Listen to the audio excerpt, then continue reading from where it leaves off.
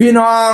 โอ้ยเขามาอ่อนซ่อนน้องยูกิเพี้ยนปากกาไหทองคำไปแสดงคอนเสิร์ตสิไปแสดงคอนเสิร์ตอยู่เวียงจันทน์บ่แม่นคอนเสิร์ตที่จัดเป็นกิจจลักษณะดีแต่คอนเสิร์ตที่เขาจ้างไปงานใช้งานดองพี่น้องงานใช้งานแต่งงานงานแต่งงานแล้วจ้างยูกิไปป้าดแสดงว่าซีทางฝั่งลาวเจ้าบ่าวเจ้าสาวหรือเจ้าภาพนี่มักน้องยูกิจังเด้เนาะนี่นะตั้งใจจ้างไปใส่งานดองงานแต่งงานพี่น้องคิวงานแต่งงานวันที่21/11/2568น้องยูกิไหทองคำงานดองเวียงจันทน์ลาวโรงแรมเซนพิลานครหลวงเวียงจันทน์สปปลาวพะนะวานะยูกิไหทองคำเรคคอร์ดไหทองคำเอนเตอร์เทนเมนต์ปา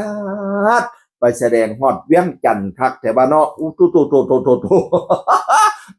แต่เฮาเจ้าขอคอยเรา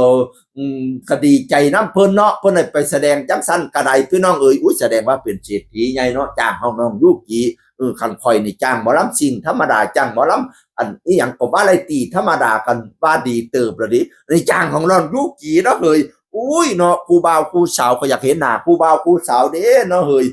โอ้ยหักกันแพงกันเด้อเอาน้องยูกิไปไกมวนกะซื่นเด้อกองเสียทางเล่าไปเสียน้องยูกิเด้อกองเสียทางนครหลวงแก้งจันทน์วันที่21เด้อ21เด้อน้องยูกิไปแสดงพี่น้อง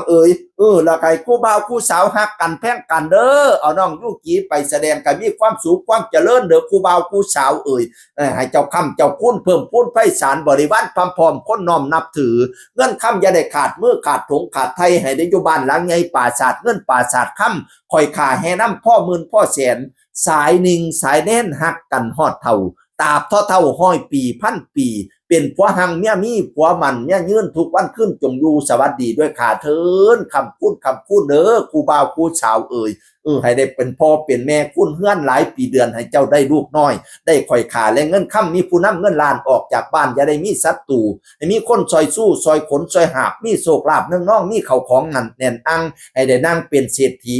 2สามีภรรยาควนครูให้เจ้าอยู่ถาวรย่ำกินย่ำนอนอย่าได้อึดอย่าได้อยากของล้นปากโภชนะอาหารมีลูกหลานหลวงหลายเหลือมากอย่าได้อึดได้อยากสัพพสิ่งอันใดให้ไปไว้มากคองให้เจ้าทองสินธรรมจมมามั่มค่ำพระเจ้าหักกันฮอดจนถือไม่เท่ายอดทองกระบองยอดเพชรผู้เดชาถูยูกิแสดงที่เวียงจันทน์วันที่21พฤศจิกายน